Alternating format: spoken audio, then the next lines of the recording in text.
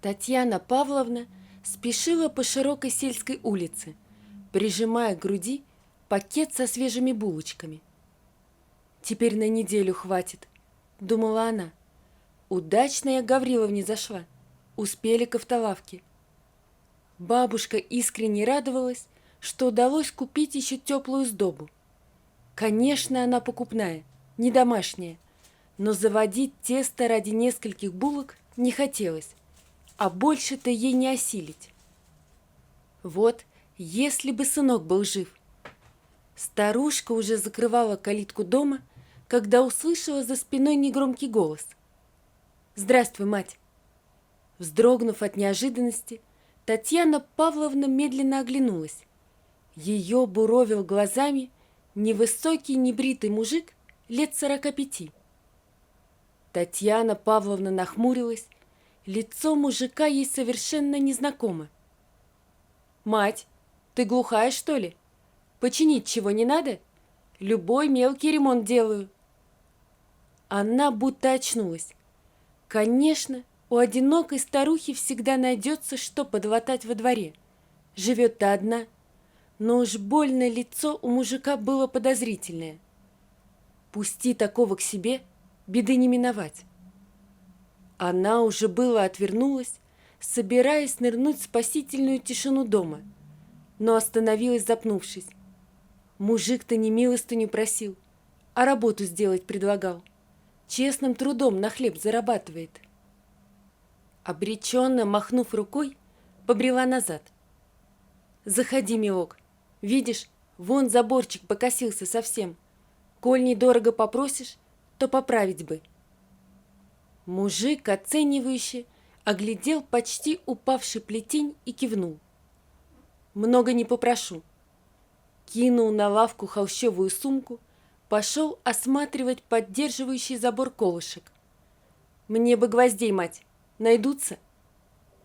Татьяна Павловна кивнула и посеменила к стоявшей в дальнем конце двора покосившейся сыроюшке, толкнула незапертую дверь и махнула куда-то в темное нутро.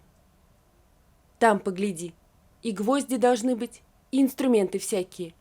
От сыночка остались. Тебя как величать?» Мужик, прищурившись, вошел внутрь. «Дмитрий, ладно, разберусь». Старушка закивала и поспешила обратно к дому. Чего под ногами путаться? Оставшись один, Дмитрий осмотрелся. Увидел сложенные у стены деревянные ящики. Двинулся к ним. Лежащий рядом ветошью смел многолетнюю паутину и поднял крышку. От увиденного внутри он даже присвистнул.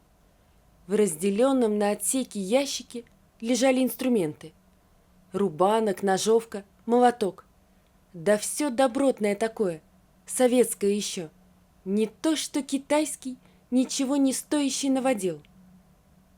Сколько же сейчас все это стоит? Закралась в голову шальная мысль. Судя по тому, как аккуратно разложены инструменты, для хозяина они были очень дороги.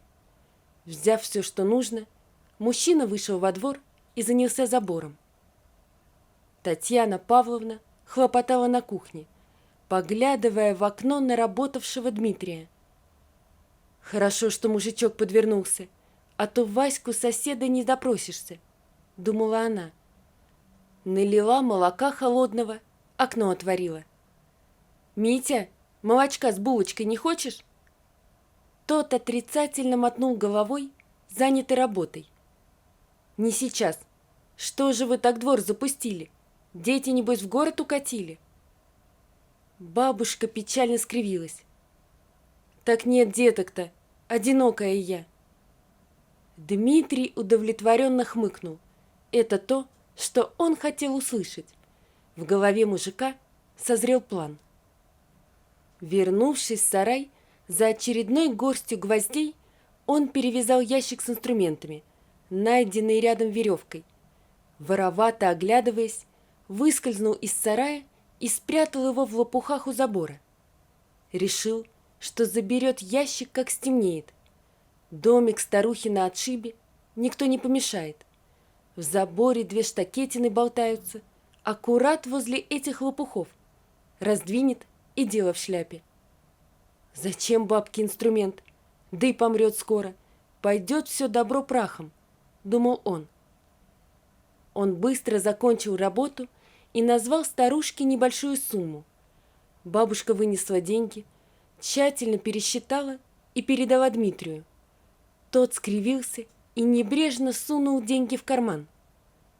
Продаст инструменты, в 10 раз больше выручит. Собрался было идти, как Татьяна Павловна тронула его за рукав.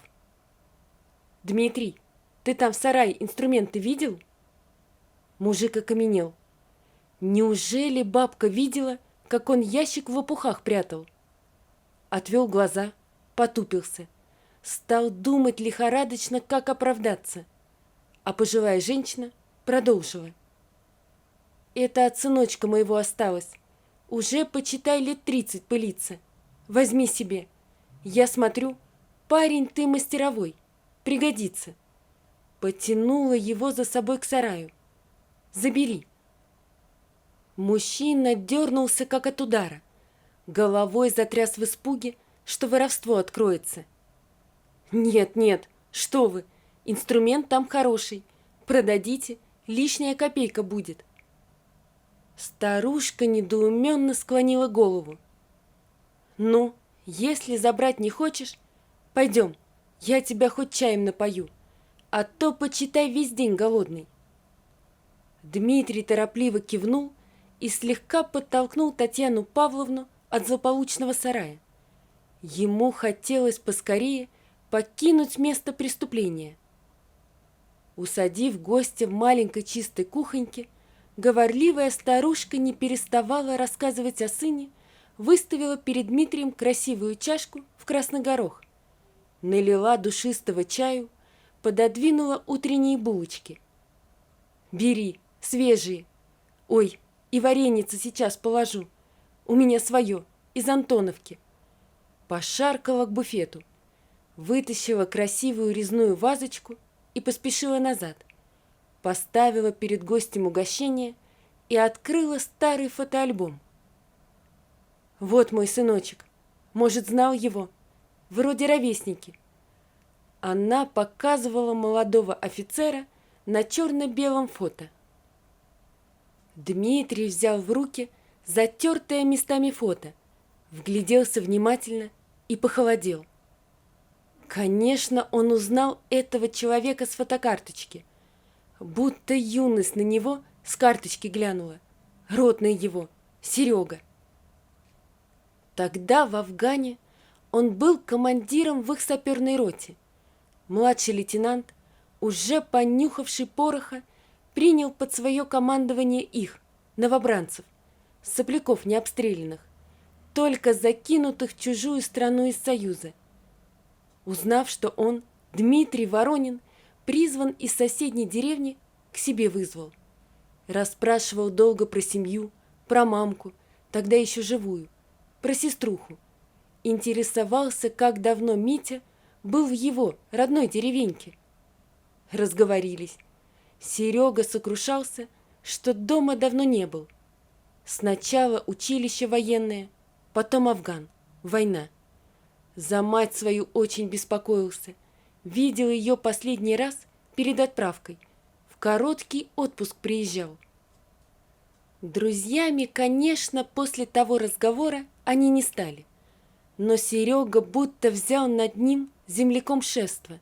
Словно во что бы то ни стало, хотел живым сына матери вернуть. Он ведь столько смертей уже перевидал. Тем более, что по гарнизонам прокатилась весть, что скоро войне конец, будут выводить войска. В тот день поступил приказ разминировать дорогу для колонны военной техники в узком ущелье. Начался вывод советских войск. Их роту выкинули с вертушки на вершине перевала, ведущему к мосту. Растянувшись цепочкой, они долго спускались вниз к разбитой снарядами серой ленте дороги. Над головой висело низкое зимнее небо. На головы сыпал мелкий, холодный дождь. Возвышавшиеся с двух сторон скалистые пики будто душили с двух сторон шедший отряд. Скрюченными от холода руками солдаты сжимали металлоискатели и щупы. Провожатые на коротких поводках вели замерзших поисковых собак. Они уже полчаса прочесывали местность, когда воздух вдруг разорвали первые выстрелы минометного обстрела. Раз за разом упорно пытались выдавить бойцов из ущелья. Командир увел роту за скалистые уступы и по рации просил ответного огня, называя их координаты. На горизонте уже появились вертолеты поддержки, когда очередной шквал огня будто выкосил роту. Обезумевший от страха Дмитрий сидел, обхватив голову руками, над телом минуту назад еще живого приятеля Лехи. Он будто оглох и ослеп, монотонно раскачиваясь из стороны в сторону. Тогда-то к нему и подлетел ротный.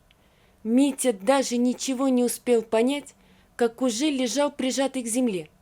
Совсем рядом раздался взрыв и полыхнуло ослепительным огнем. Потом наступила темнота. Очнулся Дмитрий уже в госпитале. После контузии он долго оставался абсолютно глухим. Его комиссовали и отправили на родину. Судьбой командира мужчина не интересовался. От безысходности в деревне он запил по-черному. Потом слух вернулся. Наступили лихие 90-е, работы не было. Дмитрий подался шабашить с бригадой таких же, как сам, неприкаянных мужиков. В начале нулевых он пытался организовать свой бизнес, но прогорел. Потом загремел в тюрьму и отсидел от звонка до звонка долгих 15 лет за разбойное нападение с подельниками на коммерсанта. Вышел недавно, опять шабашить начал. Матери нет, сеструха с мужем в город подалась. Жить на что-то нужно. И вот теперь Дмитрий сидел в этом доме и напряженно думал. «Мать, когда твой сын-то помер?» Опасливо поинтересовался он. Старушка на минуту замерла, печально скривилась и утерла ладонью пробежавшие по щекам мокрые дорожки. Так в январе 89-го в Афганистане. Поплелась к буфету, достала бархатную красную коробочку, положила перед ним. Вот, и награда есть. Солдатика собой закрыл. У Дмитрия отнялись ноги. Он сидел, не в силах оторвать глаз от налитой ему чашки. Значит, в тот злополучный день Серега погиб, закрыв его собой. Пронеслось в голове. А он... Промямлив что-то нечленораздельное, мужчина сполз со скамьи, быстро попрощался и торопливо поспешил к двери.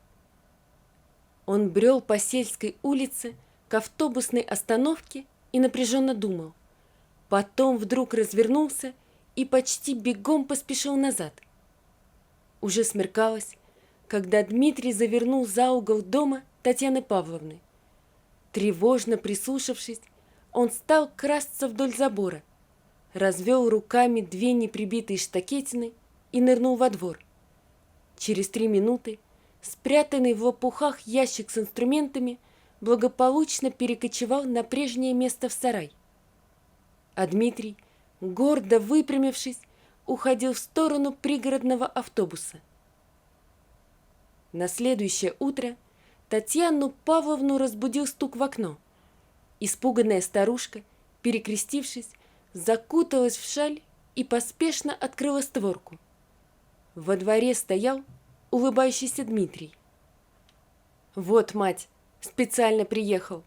Я вчера видел, крыльцо у тебя прогнило. Провалится не ровен час, убьешься ведь». Смущенная бабушка замахала на него руками. «Да знаю я, сынок, обхожу гнилые ступеньки. Не потяну сейчас с оплатой. До пенсии еще неделя, платить тебе нечем». Но Дмитрий только отмахнулся. «Чаем напоишь, уж больно чаек у тебя ароматный». Пока Татьяна Павловна протестовала и охала, мужик развил кипучую деятельность. Загнав в дом паникующую старушку, он натащил из сыроюхи досок, полностью разобрал крыльцо, а через 3 часа собрал новое, пахнущее свежей стружкой. Потом они вместе обедали сваренным Татьяной Павловной борщом. Дмитрий, как и обещал, денег не взял. Попросил только стопочку беленькой и про себя помянул Серегу. Перед уходом, осмелев, спросил у старушки про инструменты сына. Радостная бабушка часто закивала. «Возьми, милок, заработал честно». Дмитрий горестно усмехнулся и, сгибаясь под тяжестью ящика, поспешил на автобус. С этого дня мужик взялся за ум. Оборудовал дома столярную мастерскую, да так хорошо у него дела пошли, что через год уже цех собственный имел. Финансово поднялся, но по соседним селам дважды в месяц похаживал. Нет, не шабашил, старикам одиноким помогал, деньги никогда за помощь не брал, будто свой грех отмаливал. К Татьяне Павловне Дмитрий приезжал каждый раз, как минута свободная позволяла. Почитай, уже все в ее доме переделал. Доволен был, долг отдавал. Но больше всего его радовали чаепития со старушкой. Она щебетала счастливая, гостя подчивала. Каждый приезд старалась порадовать Дмитрия чем-то вкусненьким. Сердце бабушки не нарадовалось, словно сынка на войне убитого вновь обрела. А он сидел за столом, слушая ее щебетание, и душой оттаивал. И жизнь его изломанная не такой трагичной казалась, и горизонты новые себе намечал, и понимал, что это такое счастье иметь родного человека, пусть родного не по крови, но по душе. Вот такая история, друзья. Напишите, пожалуйста, что вы думаете об этой истории. Не забудьте подписаться на канал и поставить лайк. Всего вам доброго. До свидания.